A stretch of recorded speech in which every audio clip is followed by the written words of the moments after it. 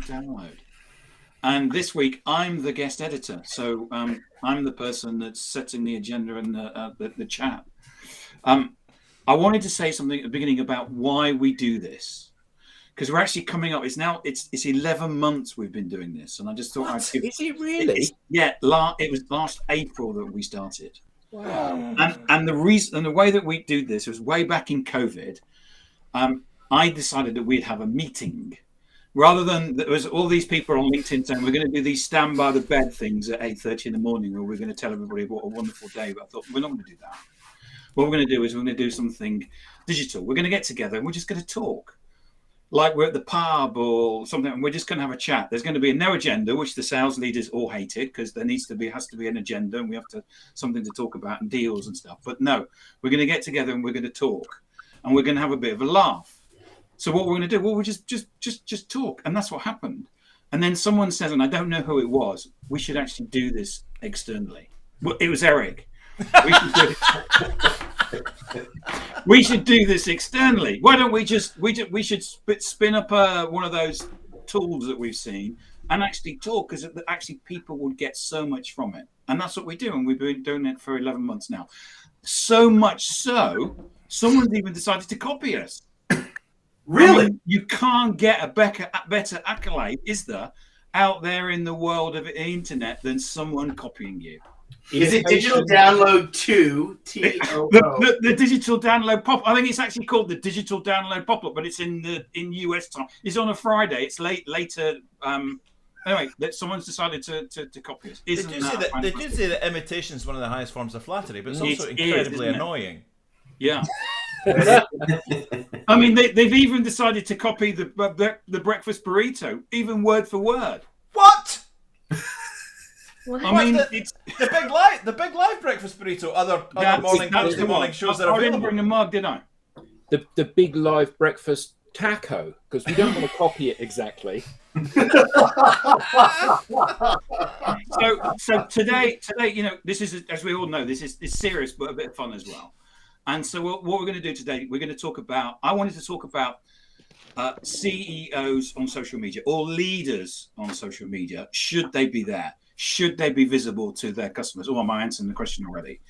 And really, what I wanted to do was have that as a discussion, because we had an internal meeting on Monday where this was actually raised about. There was an opportunity. Was the CEO on social? What was happening? And I think it's something that we should talk about, and it should be we should externalize it. So I'm not going to do. We decided a couple of weeks ago not to do introductions.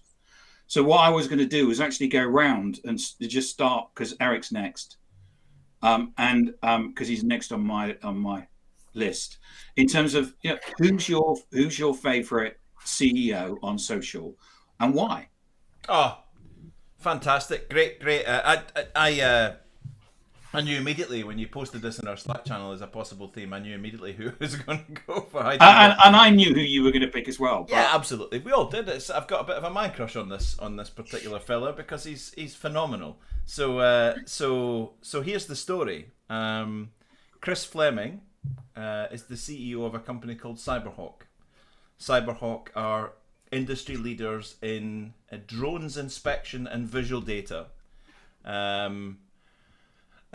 Yeah, quite right, Jarman. Yeah, absolutely. It's worth copying. They are a global leader. Headquarters split across Edinburgh in Scotland and Denver in Colorado. And they've got teams of people, specialists, that go out with these amazing bits of kit. They'll go out to oil rigs. They'll go out to nuclear power plants. They'll go out to power grid suppliers. They'll run a full railroad inspection for the length of an entire railroad between American cities. They'll do a whole series of electric power grid inspections with these amazing drones. They've got jeeps. They've got all sorts of stuff, and they're able to go around doing their thing. Chris is, in my view, and it's arguable, one of the leading CEOs on social media in terms of being a social CEO. And I've got a little video to demonstrate why. Is that all right? Is that all right? Yeah. Sure? Run VT. Run VT. If I can get this up, you can maybe put that on for me, Tim, if you could. Okay. So this is Chris himself. This is what his profile looks like. He's stopping, collaborating, and listening. Anybody I want to start, collaborate and list. Yeah, okay. Yeah. Ice they're is back. absolutely. They're a very serious company. They do very serious stuff. This is a lovely picture of him standing under the Forth Road Bridge when his guys were about to send up drones, and he's having a bit of a. He doesn't think by any means that he's Iron Man, but he's having a little bit of a laugh with the fact that these drones are about to go and inspect a bridge. They inspect for safety. They inspect for keeping power supplies on in towns and cities. They do serious stuff. Chris runs a serious company, but Chris decided a little while ago to become for his organisation to become a social organisation. Chris Fleming runs a multi-million turnover, big business global leader in a very, very sophisticated space, and he lives that all out on social media. All of it. I mean, all of it. I mean, Chris, as I'll show you here, I know you asked for one bit of content, but I couldn't just stick to the brief. It'll come. So that's his profile. So one day you'll get, here's me snowboarding through the mountains. Oh, and by the way, at the end of it, I nearly knocked myself out because I hit a tree. And this is where he's actually got a drone, isn't it, following him or something? He's got a drone following him. Yeah, he'll take one of the company drones. He'll set it onto follow me mode that tracks him, and that little drone just follows him. He does it with cars. He does it with all sorts of things. So you will get this lovely content mix because this man plays out his life and plays out his company life. His chairman retired recently, so he did a lovely tribute to him. But of course, they don't just do that normally. They make a bit of a cake with him. He's always promoting the team. Here's a picture of the team out doing this lovely thing. Here's a new team member. She's just started with us. Julie is brilliant. There's always a serious message. This is us out in the North Sea. It's not always, don't let the sun fool you. This was on an oil rig in the North Sea. It's really chilly. We're going to visit a refinery today in Denver. What are we going to take? So he stops by a specific donut shop that sells kolaches and donuts to stock up and fill the Jeep full of donuts with the Senior Vice President of the Americas, Adam Sashuk. Here's a very technical thing. You can see that as a CEO, as an active social person, Chris gets a lot of engagement. We decided to go and film St Andrews for St Andrews and do a fly around the old course for St Andrews as a bit of a laugh, and they post that. Amazing stuff. This is the kind of thing that his company stops people doing, putting people at risk at height. You can do that with drones. Here's us at our strategic retreat in Colorado. He's playing out his entire company's profile and their life on social media all the time. It's always about the team. It's always about tech. I think the one he posted today was his son clearing the driveway of snow, because Chris doesn't overthink content. If Chris is standing in line at an airline check-in, and hi Simon, and there's someone in front of him with an interesting bag or whatever, that's his content for the day. He doesn't care if he gets 5 bits of engagement or 500 bits of engagement, but Chris's network get behind him and support him. As you can see, this particular post got 250,000 views, 3,000 250,000 views. 250,000 views, all at him, all at his company profile, pulling through to his website. And this is just a bit of nice information about a wind turbine blade that's split into 2 halves before it's connected together. It's the kind of thing that they do, is they inspect these. The interesting thing about Chris is... enormous. I know, absolutely. It's like half Look at pipes, the isn't it? person You can inside see the person in the blade there. Yeah, totally. So they do fly-alongs with these. They fly up around about them when they're working to make sure that they're not entangled or meme me up, Scotty. But the thing is, Chris posts this, 3,000 views, 250,000 views, 3,000 bits of interaction, all with industry people, new recruits, new investors, new clients, new prospects, competition, suppliers, whatever it might be. But he posts again the next day, and the next day, and the next day, because Chris Fleming is a modern CEO that knows playing out his commercial, personal life and blending the two together and giving us that middle section is key. Here's the genius part. His CFO, his CIO, his CRO, the head of sales, the head of marketing, the head of technical, the sales team, the marketing team, the technical team all do it too. And is it all on LinkedIn, or is he using other? Oh, they're across, just like any good social seller, they're across Twitter. He's particularly good on TikTok. But as a mainstay for their company, they use for their sort of like social play out that they're doing. It's LinkedIn and Twitter together. Some of the team are into TikTok. They've got a company Instagram page as well.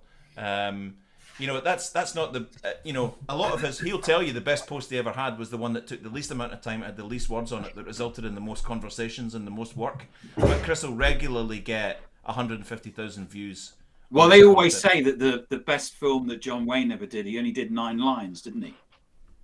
There you go. And actually, the less John Wayne spoke in films, the better people actually thought the film was. So, I mean, you know, sometimes less is more. Oh, absolutely. Well, John Wayne certainly, but his best films are ones he wasn't even in. The point. Yeah. But I still say today, I'll be asked occasionally what was the best piece of content you ever put out, and it was a 21-word post with 3 hashtags with no pictures and nothing else. 21 words that resulted in 4 conversations and a proposal and a purchase order. It's the best piece of content I've ever put out. Why? Because it was the least amount of effort, and it resulted in actual tangible results and conversations, and it led to revenue. I still think that's the best post I've ever put out today. So just zooming in on Chris though, Eric, I guess he is just posting this stuff. It's just push stuff, is it? He is thinking about this. This might seem like rich and colourful and diverse, and that he just flips his phone and does anything. He's got a plan. He farms every single element of that. So those and it's what he's got a marketing team, a PR company doing it for him. Does it all himself? As the team he does it himself. Does it himself? This is not coordinated. This is not done for him. And go and post this. That is a selfie of him and Adam in the shop buying donuts on the way to refinery. That was one of the days where he just flipped something that wasn't particularly planned. But I know Chris, so he probably said, I know we're going to a donut shop on the way to the refinery. That's going to be my content for today. All of this is farmed. All of this is self-done. He takes the time in his day. So there you go. They realised the benefits of being a social organisation. They realised that the revenue benefits, the market share, the digital dominance benefits were too much to give away. So therefore, we have to change the way we work. So that nonsense meeting that we usually have where we jump on and we talk about sales leads every day and SQLs and MQLs and all that, why don't we scrap that? And for 45 minutes per day, we'll meet as a senior team and talk about content. We'll talk about views. We'll talk about themes. We'll talk about what we're trying to push towards. We'll talk about our target verticals, hashtags we're using that week. A CEO of an organisation sitting with his team talking about which hashtags are paying off for the organisation today. I've got a bit of a man crush on Chris Fleming. And understandably so. Understandably so. And I'm not even sorry. I'm not even shy about it.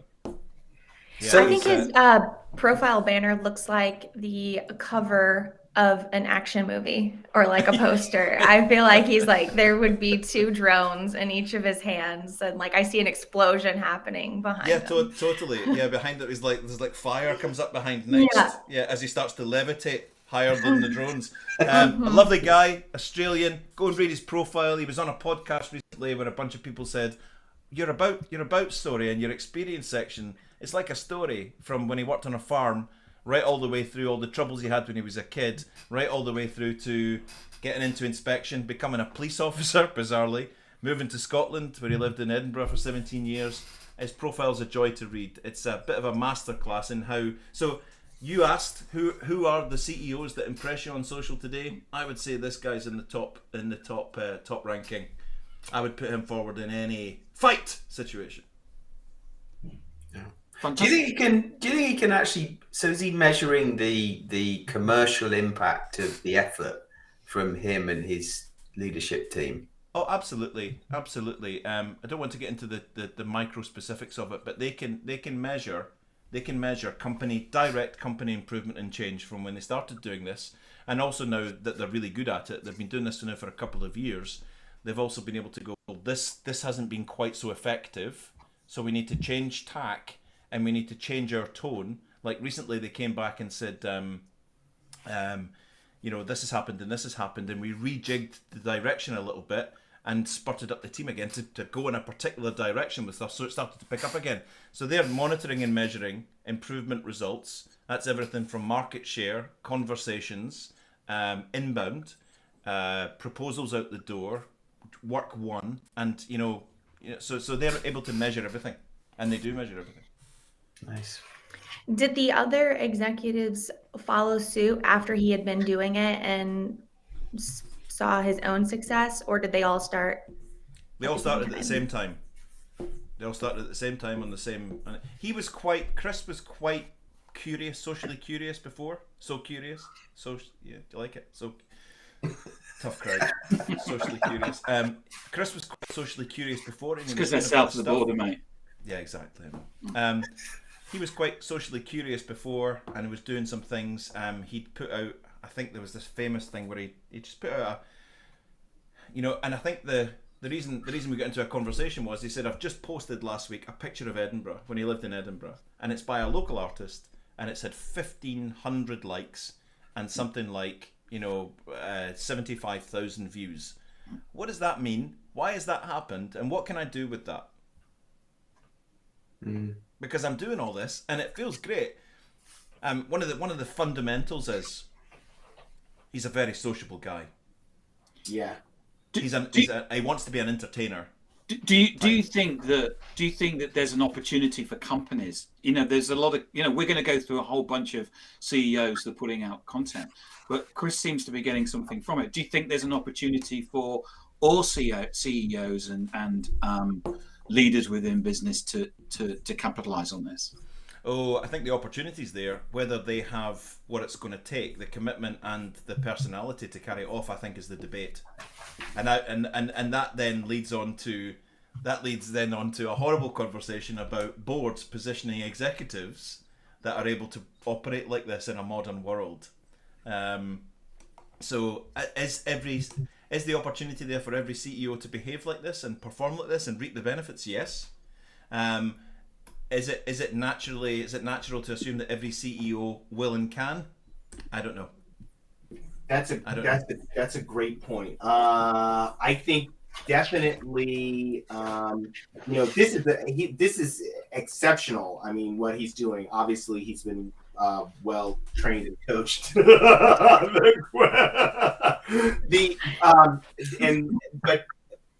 to that point about other CEOs, right? And I think I'm not sure if I heard it exactly, but I think what you said there was that. The question is, will other CEOs be able to do this? And does this become something that boards or start to look for in CEOs? The ability to connect virtually and do this kind of social activity. Like, if you can't do it, then you are kind of putting your organization at a disadvantage. Great point. Isn't it? It's a bit like the way that leadership has changed over the years, isn't it? We laugh about the Victorian factory manager. We've all worked with one. Some of us may have even been that person, where we've stood there. Some are still working with one, and we stood with a stopwatch and said, why are you leaving? It's only 5:30. You haven't started work yet, and those sort of things.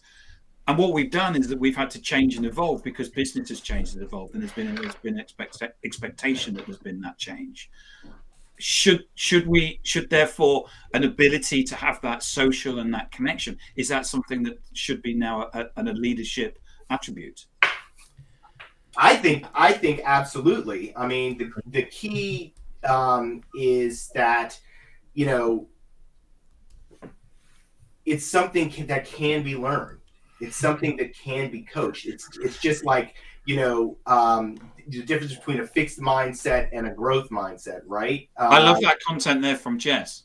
It's nice. Oh man, what a quote! Hero content, and there's stand by for 6 blogs coming out about that on Monday. Yeah, that's really good.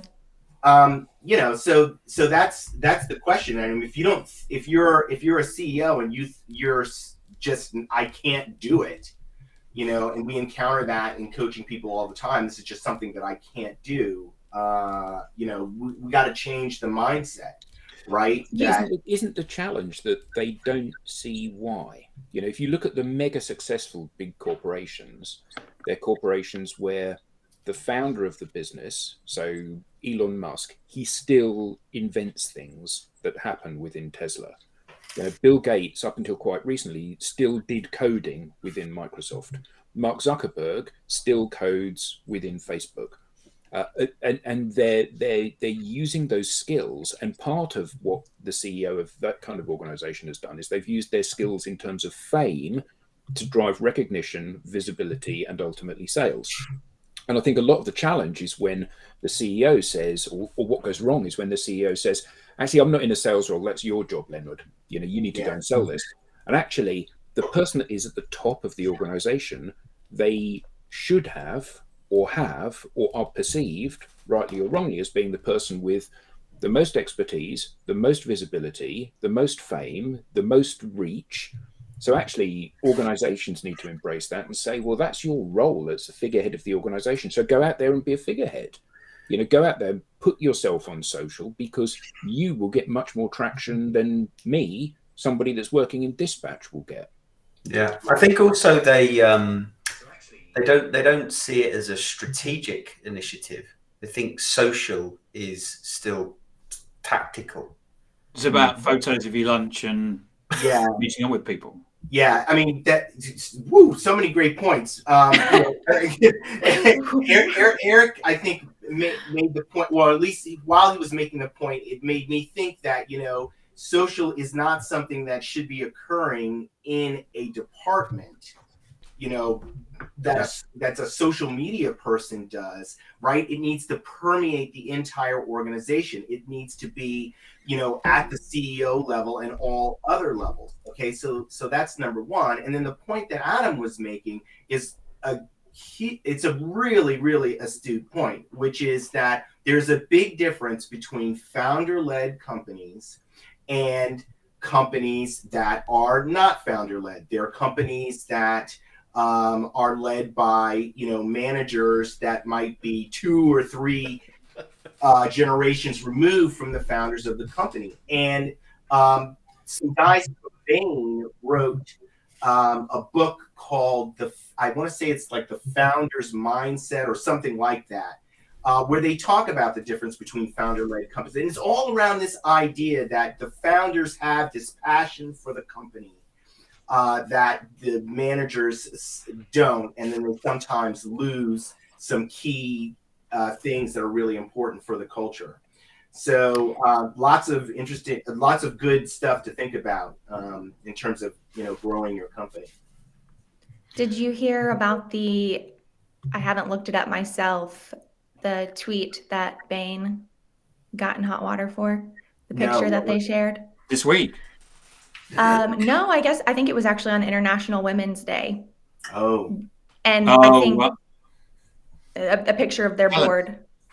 And there were no women? Oh, yeah. There were no women.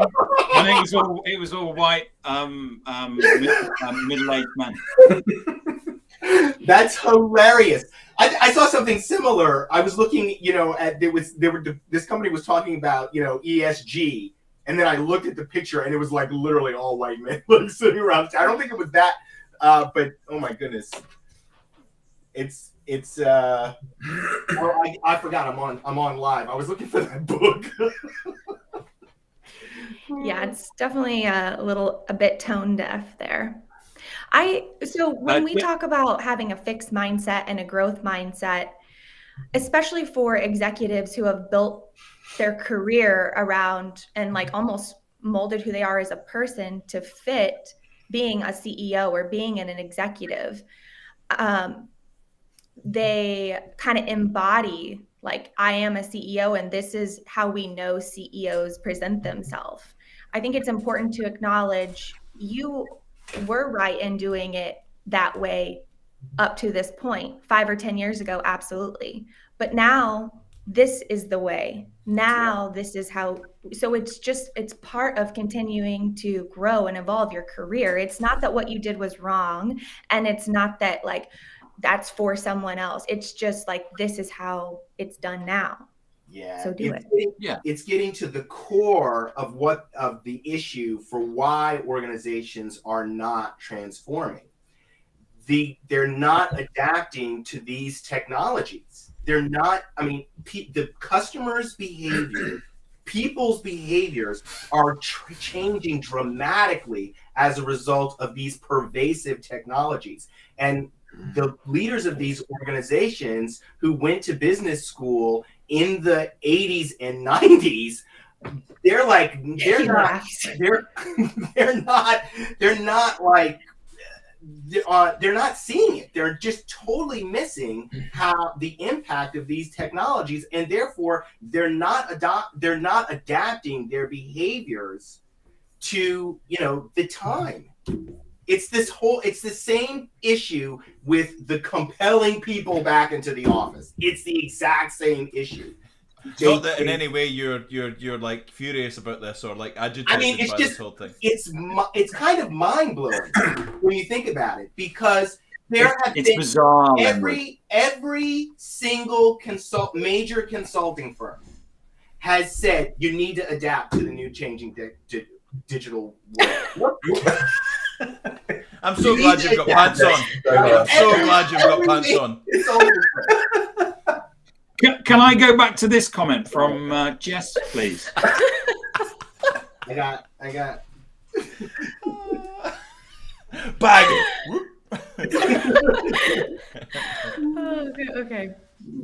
I mean, that's absolutely it, isn't it? It's not just external, it's internal as well. It's leading from the front and having your troops rally behind you and going into battle. And she made another comment where she said, lead by example, not by the book.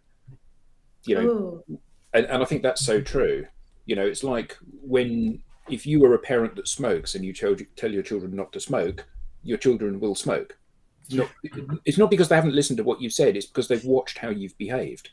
And this is absolutely the same thing that goes on in companies, isn't it?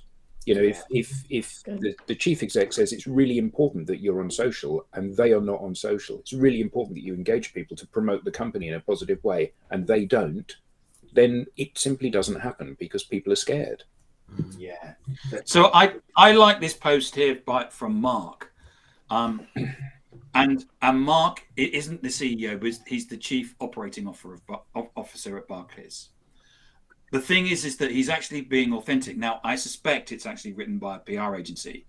But he's actually saying, this is my first post on LinkedIn. Engaging on social media is not something that comes natural to me.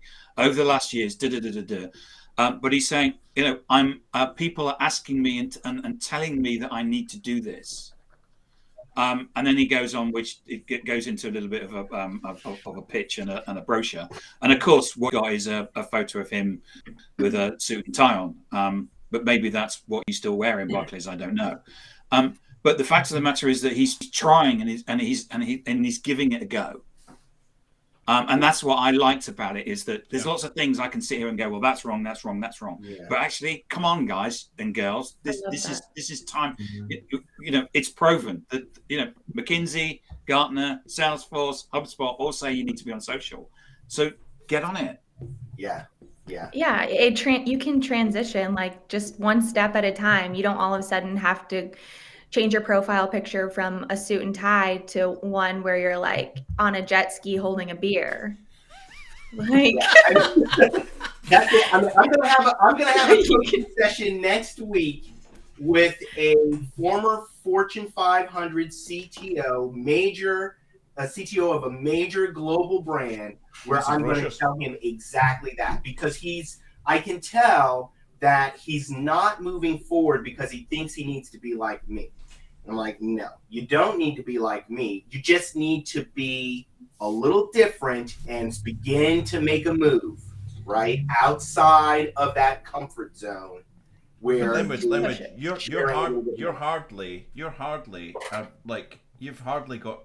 you've got beautiful written content. You make lovely videos from the heart. You hardly stand there in a spangly jacket. You don't wear any wigs. I haven't seen a wig. I've never seen a wig. You might. No, but I mean, you produce. Maybe you need to change Lenwood and get some wigs.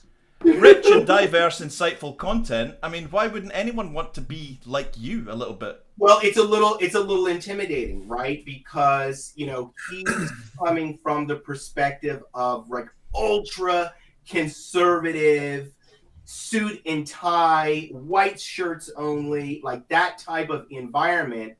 And he's wondering how his peers, other Fortune 500 CTOs, and partners at McKinsey are going to respond to him stepping out of. So there's a lot of fear, not necessarily, I don't want to say it's irrational. I mean, I just want to say there's a lot of fear around being a little bit different when your entire career has been about conforming. Yeah. And that's a big change, macro change that's occurred as a result of the creator economy, right? Because being this, it used to be we all want to look the same.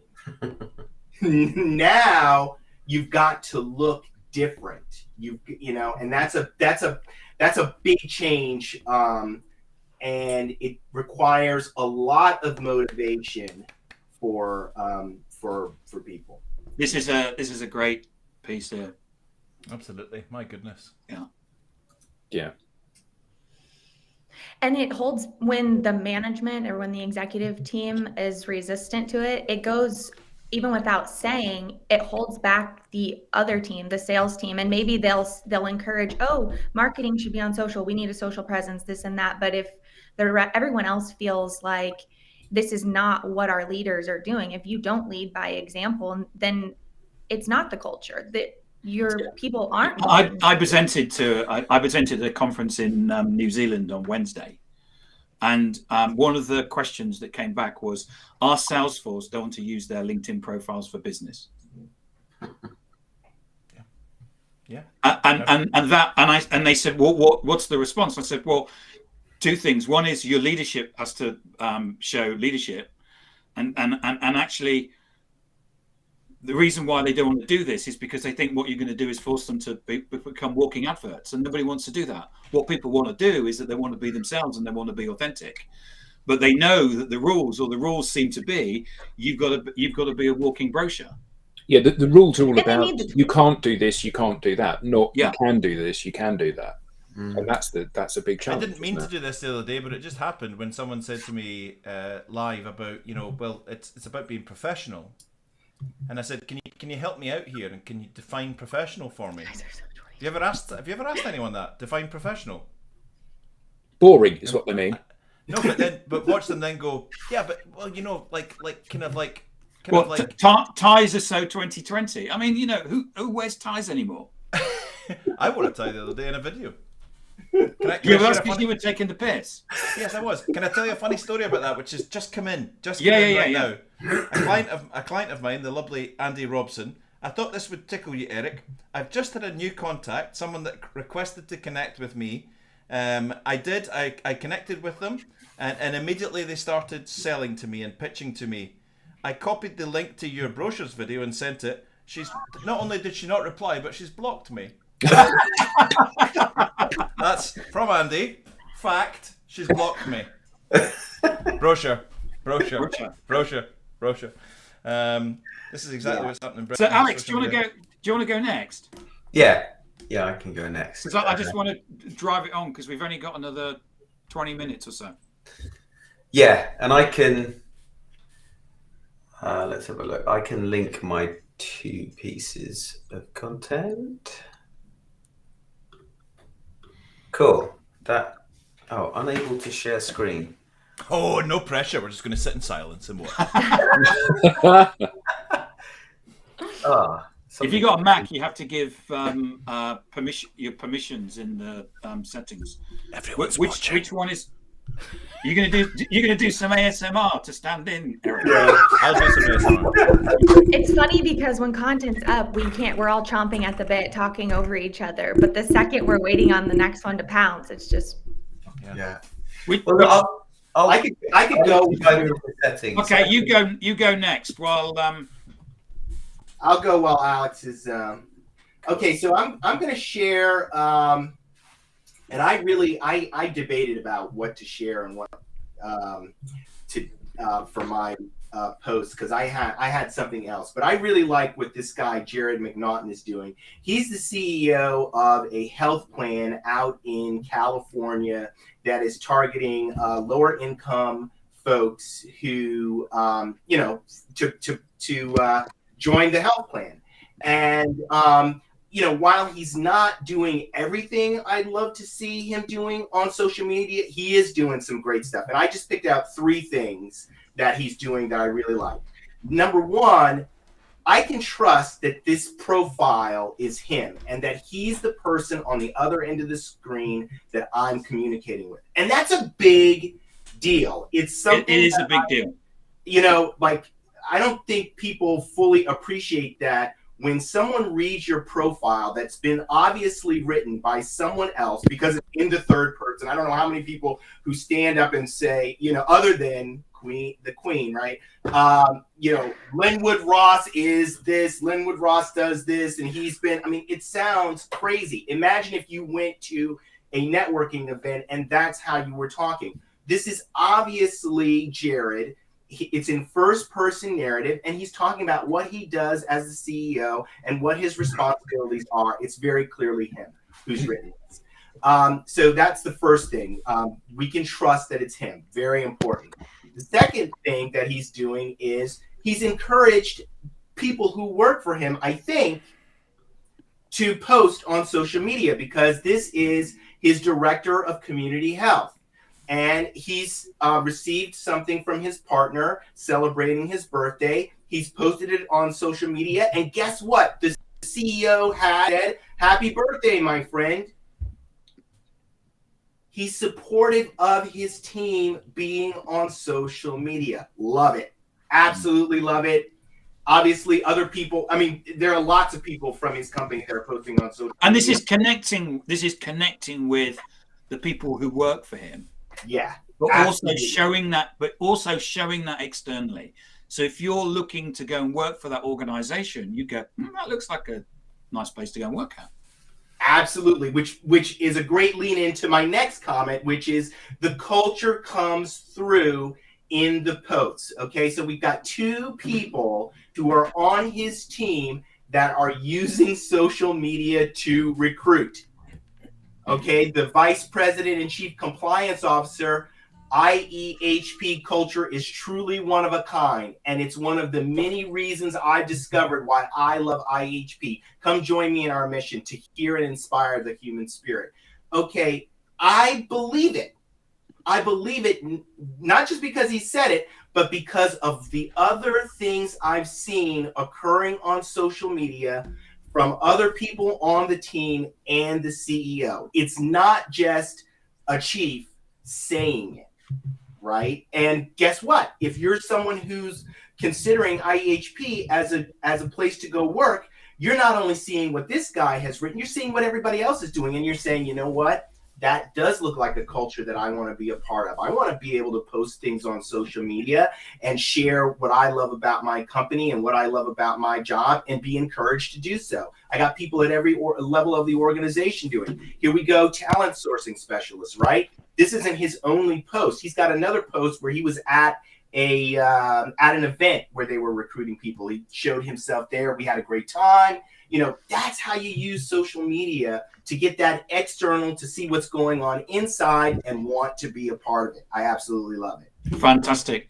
Love it, Linwood. Do you want to go next, Brentney? Because I can see from the screens on Alex's glasses the reflection that he's still sorting his stuff. We can put on some. I'm afraid that mine might do the same thing, so I have screenshots. It could be a race between Alex and I. Take your time, guys. Slight intermission, folks. Might want to nip to the bathroom or make a cup of tea. Well, I think actually mine is a good segue from Linwood's, and I'll just share the. And it wants to close Chrome and restart. So I think I'll just when it's my bit, I'll just do it without the screen share. Is that a Mac, Alex? Yeah. Ah, see. Yeah. If you send me the link, really. Alex, and I'll share it for you. Send it to me. It's surefire. I've got Windows. I'll just fire it straight on. Tim, would you just put Eric back in the waiting room, please? That comment. Bye. Yeah, hold on a moment. Yeah. Better in here. Much better in there. Let's see. I think if you hit later, it will let you. But I'm gonna go ahead and share. Cool. So, because that's what I did. It wanted me to restart too, Alex, and I hit later, and now here we are. But okay, so to Linwood's point about it becomes the culture. It's great for recruiting. There are two CEOs, both women, who I look up to and I'm inspired by for the same reason. I'm going to share them both. The first one is Charlie Safro. She's the CEO of a recruiting company. But both of these CEOs, they show up for their people. Like their type of leadership comes through on their profile and their type of posts. Like it is very obvious servant leadership. They talk about things like they're not afraid to call out things that aren't being done right, things that need to evolve in terms of, we've talked about it on here before, how employees are cared for, the way their work, whether it's work from home or they'll share parts of their life, family stuff, mental health, therapy, like they share it all. And the best part is they aren't afraid to be very unapologetically a woman. They'll use emojis. They'll be like, they're not your typical CEO. But what is a typical CEO, And the result comes from that is tons of engagement, hundreds of posts. They both Charlie has over 40,000 followers. Her company has 90,000 followers, the company page. Wow. All the posts get hundreds of comments and likes, and it's immediate. Like these people, like I'm one of them, I look forward to their content, and people engage, and it's immediate. So Clout, or the other one, is Amelia, and she has 90,000 followers on LinkedIn. Wow. And she posts about just a wide range of very, like, I don't want to say controversial, but just things that are not typically looked at as being professional or accepted. And she talks about how since she started and grew her company, Clout, and I think they're up to like 20 employees now. This has all happened just within a couple of years. And she was able to scale her brand, her company, off through social. Now they have, 20 employees plus, super strong personal brand. She gets almost like 1,000 bits of engagement on every post. But as to Tim's point early on, they run these pages, they post themselves. And yes, it does matter when you can feel there's like a person behind it. When I first connected to Amelia, maybe like 6 months ago, I think she had 70,000 followers. She accepted right away, and she sent a message back to me.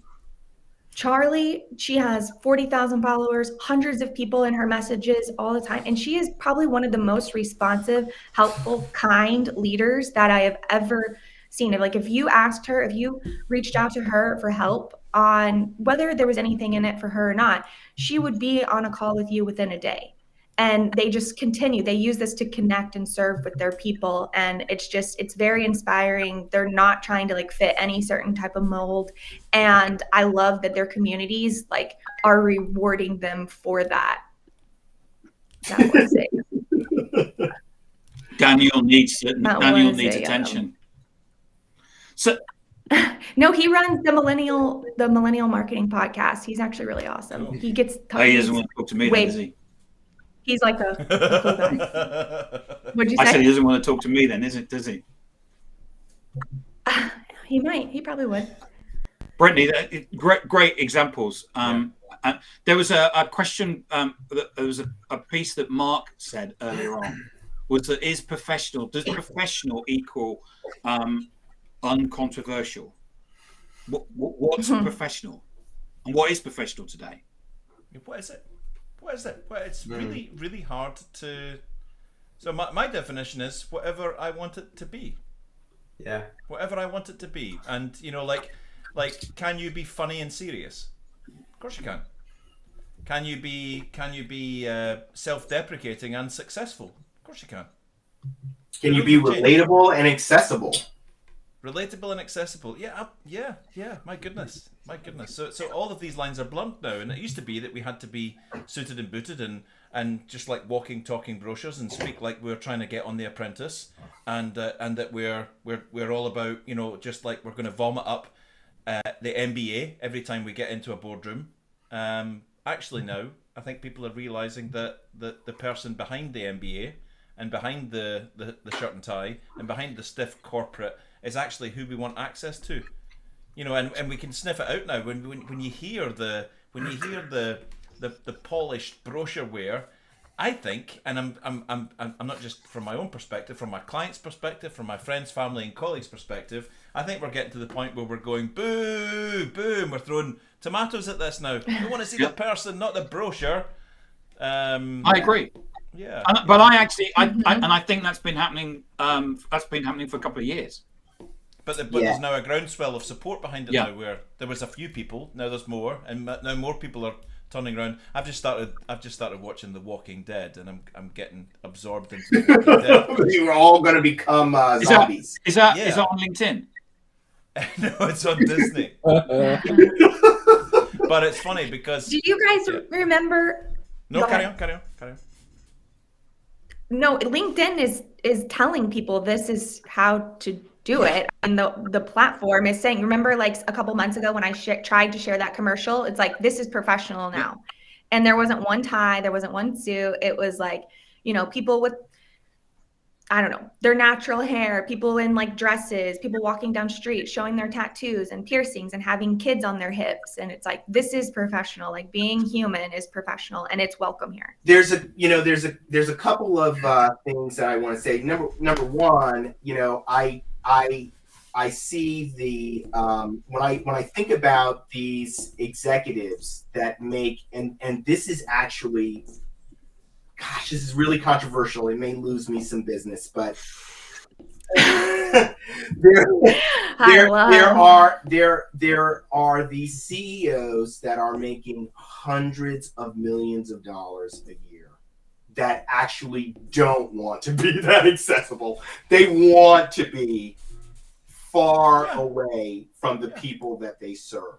So that is. I think the thing is they don't serve them though, do they? Yeah, that's a great point. That's the point. That's a great point. So that's problematic because the reality is that because of social media, you can get so close to your customers. You can be so close to them. It's all about wanting to be close to them, right? My other point, I forgot. Well, It will come to you. Very well put. yeah, It will come to you. Alex. It's a nice segue, Lenwood, because Ed Bastian is the CEO of Delta Airlines, and as we all know, the airlines have been in a bit of a tough spot the last few years. When he was recognised as one of the top 10 on social 2.5 years ago, he had 44,000 followers. He's now got 220,000 followers, and I think that's because he's doing exactly as you just said, Lenwood. He's using social, in this case LinkedIn. He's writing articles, he's regularly posting content, he's active, and he's talking not just to his customers, and when he does talk to his customers, he's talking from the heart, right? The outcomes that he's looking to achieve, the experiences he's looking to deliver to his customers. He's also talking to his people, and putting effort into equality and ensuring that their skills program is geared towards not only hiring the right people, but ensuring their own people are upskilled.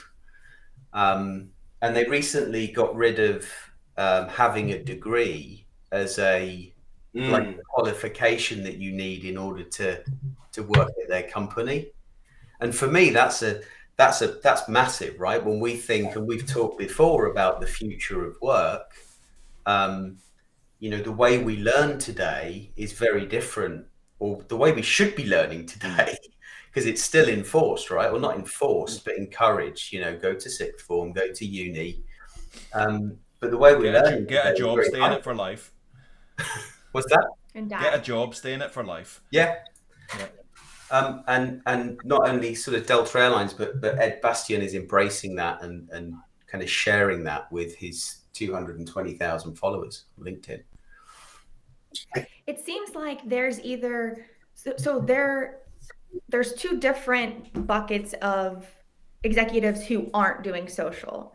There's the ones who actively are against it, and then there's maybe the others who just don't know how or don't know why they would. And I think it's important for them to understand, even if like you're doing all of these great things for your people, but you're not presenting yourself and kind of sharing to the world like that it's happening, and instead you're more worried about what your peers are going to think, and like if you're more concerned about what your competitors are going to think of you not having a suit on in your profile picture, by being a little bit vulnerable and telling the literal world what you do for your people and all these things that you truly stand for, it opens up the floodgates for recruiting and business. And like, who cares about what your competitors and your peers like perceive you?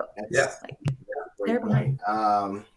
Well, I remembered my point from before, and it really connects to what was your point from before? Then, tell us. With Brittany, which is that you don't want to be the last to build the community. The CEO is the community leader. Get to building your community through. Bang that table once more. Oh yeah. Do it. Just shaking your camera. I'm telling you, you don't want to be the last to build your community, and that is just the key. I mean, you've got to get to building your community. Community of people, candidates, customers, prospective customers, the whole shebang. And you build that community by sharing your purpose, sharing your values, and getting them to buy in on an emotional level. I have to say, Jess Flack today. I mean, Oliver. She's on fire. She is absolutely on fire. Absolutely brilliant. My goodness. I think we might need her on. Every one of these. Come join I us. tell you what, Jess, go back through this again. Every one of these is a post. Every one of these is a post. It's absolute gold. She's a. All these are blogs. It's phenomenal. Yeah. Amazing. So Adam. Yeah, so this obviously isn't a CEO. This is my kind of post of the week.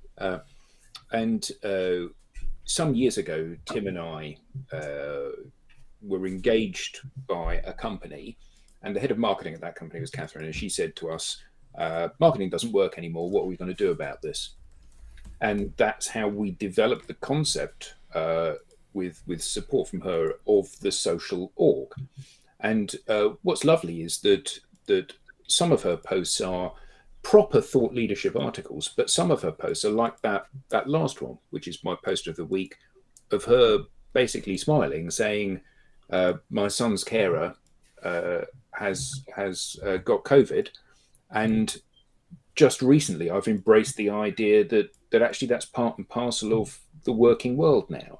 Where once upon a time I would have seen this as being a flag against me for lack of commitment, now it is just the way life is. But I love the fact that this is a post which is just her smiling, and that lights up your newsfeed. There's no sales pitch in here. There's no, I'm being really clever. She's written some really clever stuff. And if you go back and look at some of her posts, there are some incredibly insightful things, collecting data from large swathes about what works and what doesn't, and why it works, and what kind of content engages people. But equally, lots of it is very human as well. And I think that we often talk about humanizing content and the importance of humanizing content and the importance of being ourselves and bringing our whole selves to whichever platform it is we're on. And I just love it when people do that, when they share something which is, here's a picture of me and the dog on the beach, or here's a picture of me, not to the exclusion of everything else, obviously, because unless you're running a pet shop, then posts about your dog don't drive recognition necessarily for what you need. But showing the complete you, showing the fact that you're having a good day or a bad day, or that you've taken some time out, or that you're reconnecting with friends, I think it's just lovely. So in the last 5 minutes, what I wanted to do was find out from you what your first car was. So I'll go first. Yeah. My first car was a white Renault 4 with the gear stick in the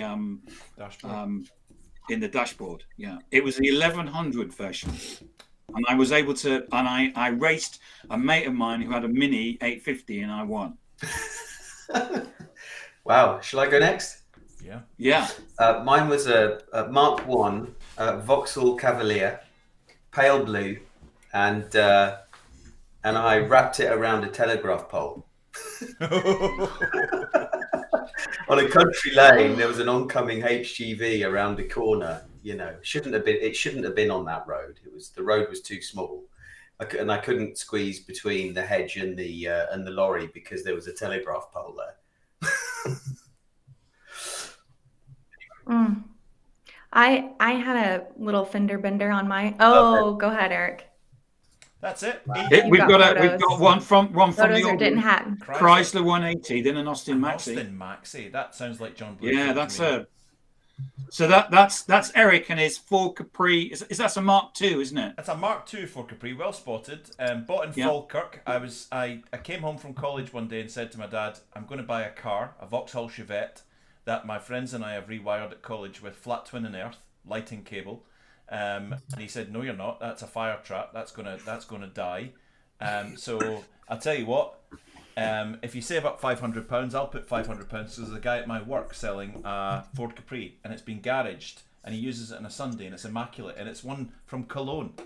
It's German. It's got a German handbook, and I love that car, AUR 50X. Unfortunately, I was too young to appreciate it, and I ruined it. And when I handed it in to trade it in for a Fiat Uno Turbo,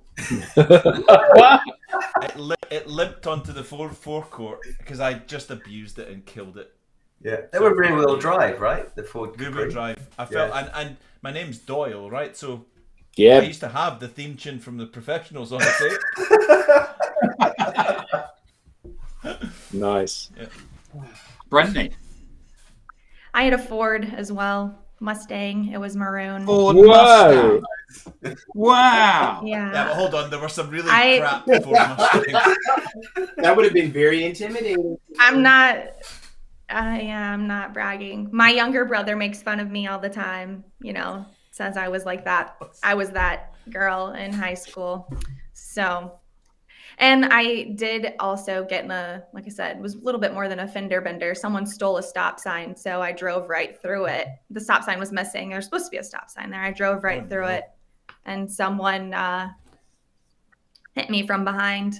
I called my mom to let her know, and she laughs. They still laugh about it. My family makes fun of me, the fact that I got into an accident because someone stole a stop sign.